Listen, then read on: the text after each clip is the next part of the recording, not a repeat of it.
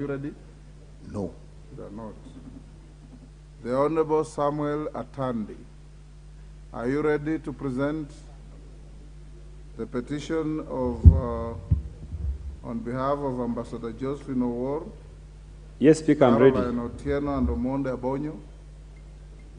Yes, I'm ready, Speaker. Go ahead. Thank you, Honorable Speaker.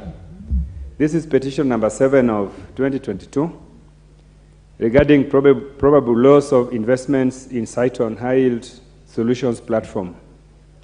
I, the undersigned, on behalf of Mrs. Ambassador Josephine Owor, Mrs. Caroline Otieno, and Mr. Omondi Abonyo, draw the attention of the House to the following. One, that a company named Cyton Investments Limited, dealing in capital investments and real estate, placed adverts for one-bedroom apartments valued at 7.8 million Kenya shillings at a project named Ridge, The Ridge, under LR number 28223-3 along Kiambu Road in Kiambu County. Two, that investors who opted for off-plan arrangements started making their payments in 2017 and continued making regular payments as and when required.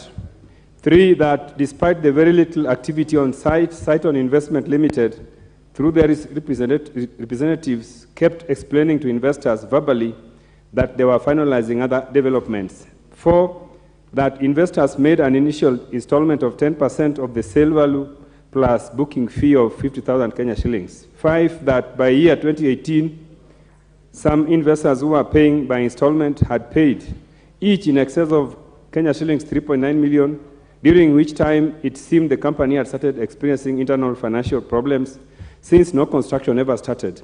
Number six, that those who feared for their investments and started asking for refunds were told they would incur a mandatory 10% loss on their deposits.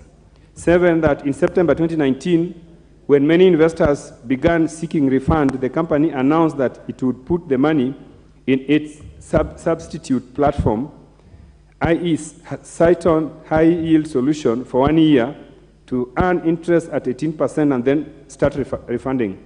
Number eight, that in 2020, the company began blaming COVID-19 pandemic interruption and promised to refund the investors in 2021, during which time they kept sending statements to show interest was being earned.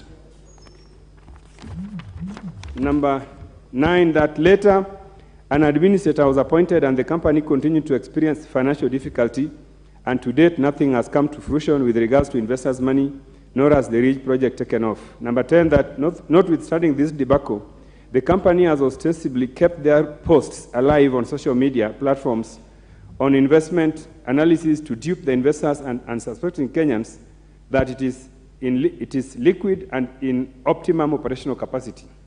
Number 11, that the company has been trying to sell off some of its properties in vain and might thus dissolve with depositors' money.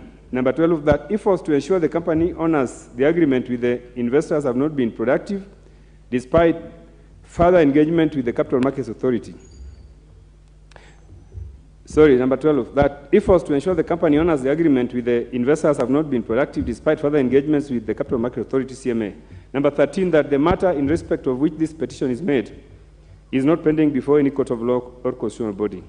Therefore, your humble petitioners pray that the National Assembly, through the Public Petitions Committee, one, engages Cyton Investment Limited and its partners to clarify how they intend to fulfill the agreement with the investors of the aforementioned Ridge Development Project. Number two, holds the Chief Executive Officer, the CEO of Cyton, as responsible for mismanagement and secures the timely refund of investors' money. Number three, engages the Capital Markets Authority, CMA, to establish how they intend to operationalize the investor compensation fund to grant compensation to investors who suffer pecuniary loss resulting from the failure of a licensed broker, stockbroker or dealer to meet his contractual obligations as stipulated in Section 18(1) of CMA Acts. And lastly, makes any other suitable recommendations it deems fit in addressing the issues raised in the petition. And your petitioners will ever pray. Thank you, Honorable Speaker. Honorable Atandi, listening to your petition, it does appear like there is a fraud and obtaining money by false pretenses. Have you advised your constituents to seek assistance from the criminal justice system.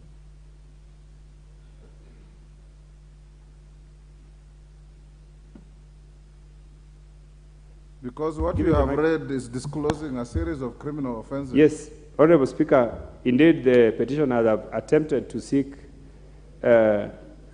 justice through the CID, but this has not been, they have not been successful. That is the reason why they have asked me as their MP to bring this matter here before the House. Well, it's up to you to advise your constituents. Thank you. Honourable members, there is a second petition. After presentation, I will allow the normal 30 minutes for comments on both petitions. Honourable members, there's a petition regarding amendment to the Universities Act 2012. Honourable members, Standing Order 2252B requires the Speaker to report to the House any petition other than those presented by a member. Further, Article 119 of the Constitution provides for the right of any person to petition Parliament to consider any matter within its authority, including petitioning the House to enact, amend, or repeal any legislation. In this regard, honourable members, I wish to report to the House that my office has received a petition from Mr. Patrick Kaberia of identity card number 223194888 calling for amendment to the Universities Act 2012 in order to provide for the engagement of alumni associations and other stakeholders in resuscitating, rejuvenating, and supporting public universities in Kenya. The petitioner, who introduces himself as the Executive Director